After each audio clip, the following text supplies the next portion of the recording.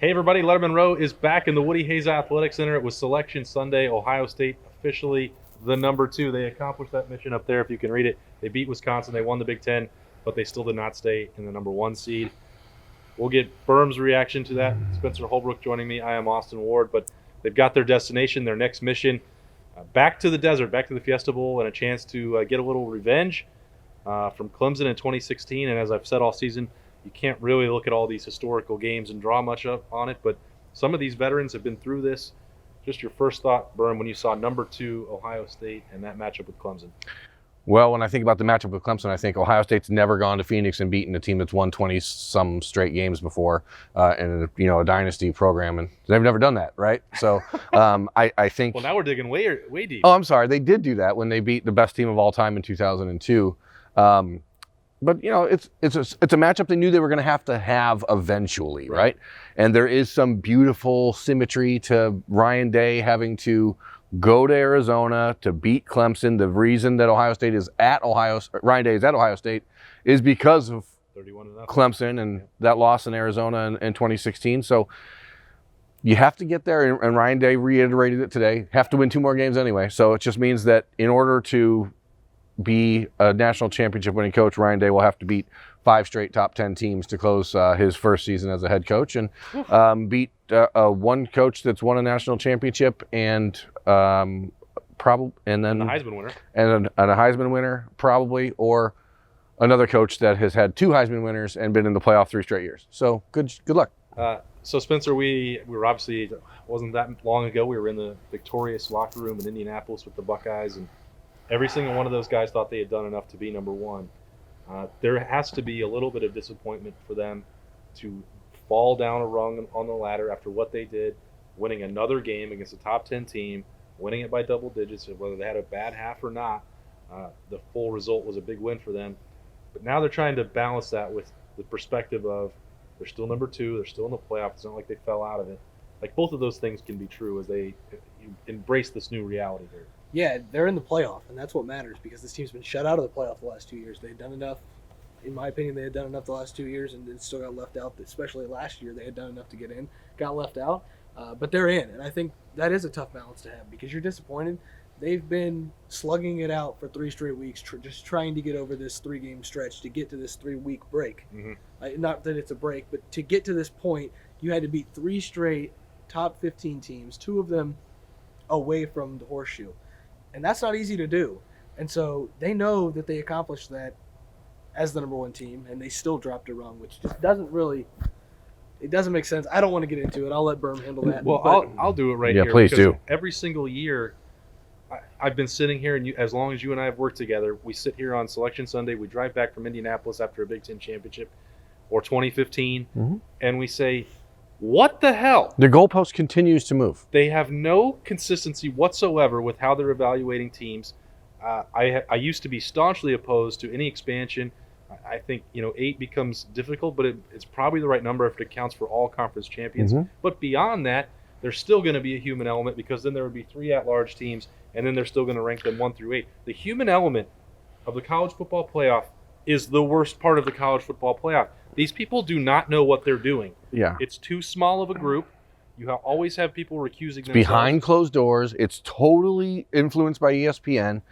2015, Ohio State goes 13-1 with the best team in the last decade, okay? They don't make the playoff because they didn't win their conference. This year, Oklahoma goes 13-1 or 12-1, wins their conference, makes the playoff. Last year, Ohio State entered November as the number 7 team in the country according to the CFP rankings. 3 of their final 4 games were against ranked teams according to the committee. They won those 3 games by an average of 23 points, and they moved up 1 spot to number 6. This year, they play 3 straight top 10 teams to end the season, starting at number 1, and drop. All right, now I'll go on it, because I'm just going to throw this out there. Ohio State just played 3 straight top 15 opponents and won by double digits in all 3 of them. It's I don't care unbelievable. how you do it. You win by double digits. You win by double digits.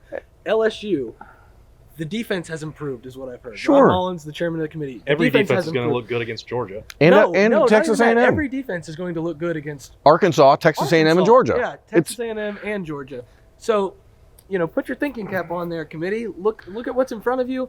But of course LSU went to Texas and won, so I think that's. I want to be very clear, and I know that people who are watching this, if you're a Buckeye fan, you're going to probably agree with us. If you're not a Buckeye fan, you're going to think we have scarlet-colored glasses on. I don't care where Ohio State finished. I think it's just preposterous that this committee decided 3 weeks ago to move them ahead of LSU and then punished them for winning 3 straight top 10 games, 2 of them away from home against teams that are very good and winning by double digits and dropping them. I think Robert Landers and Jay-Sean Cornell both, they kind of talked about the fact that they don't feel like Ohio State gets enough respect. If Ohio State doesn't get enough respect, Wisconsin sure as crap doesn't get enough respect because that is a really good football team. But guess who does? Georgia. But Georgia. For no reason whatsoever. Every year. What is going on with Georgia? An anemic offense. Holy smokes. Wisconsin is a very good football team, and Ohio State had to beat them twice in 6 weeks. There's so many factors that went into this game last night being tight in that first half that people have completely ignored based on some arbitrary, totally subjective BS from people who hide in a room and never have to actually answer to it. And, some of this you could kind of guess might happen because the new thing for this committee, which used to be starting completely from scratch and then looking at the entire body of work, well, this year's thing was a lot of crazy recency bias.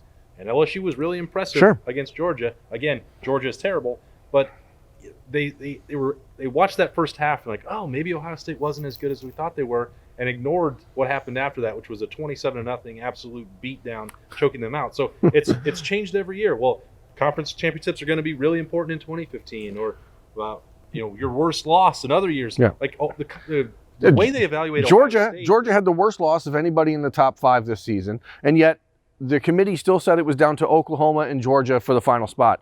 Georgia goes into the conference championship game with a super banged up running back, down their top 2 receivers. Their third best receiver tears his ACL on like the 3rd play of the game. They have nobody healthy, and LSU beats them soundly and gets a pass for doing so, but then Georgia continues to stay in the conversation because, well, they were hurt. They weren't healthy. So, if they would have been fully operational, they would have been here. I almost dropped a bad word, and I'm glad I didn't. I mean, this has been one of their things over the years that they try not to punish teams for losing in conference championship games, but that's not written in the protocol or the bylaws anywhere. They make it up as they go. All right, let's not talk about Georgia should have been punished for losing to South Carolina. Well, but they weren't. It disqualified Ohio State when they lost to Purdue in Iowa, but apparently there are different rules for different leagues. I guess we'll have to see the full expanded protocol for that. This matchup, though, what's the first thing, Spencer, that jumps out to you about the rematch in the desert? Justin Fields versus Isaiah Simmons. I am so excited to watch this guy spy Justin Fields, see what Ryan Day can do to get him in some unfavorable matchups, get Justin Fields in the open field. 3 weeks to prepare and 3 weeks to get that knee healthy. I think Justin Fields is going to be used in the run game. I think he's going to have to beat Isaiah Simmons in some one-on-ones. I think that's the matchup to watch the entire 3 weeks I'm going to be talking about it. Birm? To me, it's Jeff Okudah and Damon Arnett and Sean Wade against T. Higgins, Justin Ross, and whatever else, Joseph Nagata out there at Clemson. That receiver group is one of the best in the country. All year long, I think we've kind of been waiting for one of these marquee matchups where there's a quarterback that has the ability to get the ball out quickly and accurately and have good receivers. And we saw a glimpse of that with Shea Patterson and the Michigan wide receivers and what they did, but that was without Sean Wade. I think that matchup is what I'm most anticipating being the game decider. And beyond that, this Clemson team, for all that they've brought back, for all of the success they've had in the last few years defensively, their front 4 is nowhere near as good as it was when Ohio State played them last time. Mm-hmm. And with 3 weeks to get healthy, I think that you're going to see a really concentrated effort by Josh Myers, Wyatt Davis, Jonah Jackson, Brandon Bowen, and Thayer Munford to control that game. And Ryan Day said today that we were just not going to run the quarterback against Wisconsin. I don't think they have to run the quarterback to beat Clemson, but it sure will be helpful if Justin Fields is 100% ready to go. All right, well, I'll be watching just on first blush. This Ryan Day's proven himself, obviously. He's 13-0. He's got a Big Ten title. He already has a set of gold pants, but he's going up against a national championship coach in Dabo Swinney. Both of these guys could play the underdog card, so I don't know who will play it harder. I'm guessing Clemson will, just based on golly gee shucks. Yeah, on what we've been hearing from him from several weeks. And we'll hear a lot when we get to Phoenix. Really can't wait for that press conference when we get there. But Ohio State's heading there. Lettermen Row, of course, will be down there in Phoenix. We're getting ready. We're excited. The Fiesta Bowl #2 versus #3. The field is set. Ohio State is back in it. That's Spencer Holbrook. That's Jeremy Birmingham. I'm Austin Ward. Stay with us at lettermenrow.com for full coverage of the Ohio State Buckeyes. Thanks for watching. Subscribe below to get the latest videos from Lettermen Row. We got Letterman Live, we've got the practice report, we got rapid reaction. Hey, and you know we got Buckeye IQ with Zach Bourne. For sure. We got recruiting breakdowns with Birm. We got whatever you need. Ohio State football and Ohio State athletics, we've got you covered here at Lettermen Row.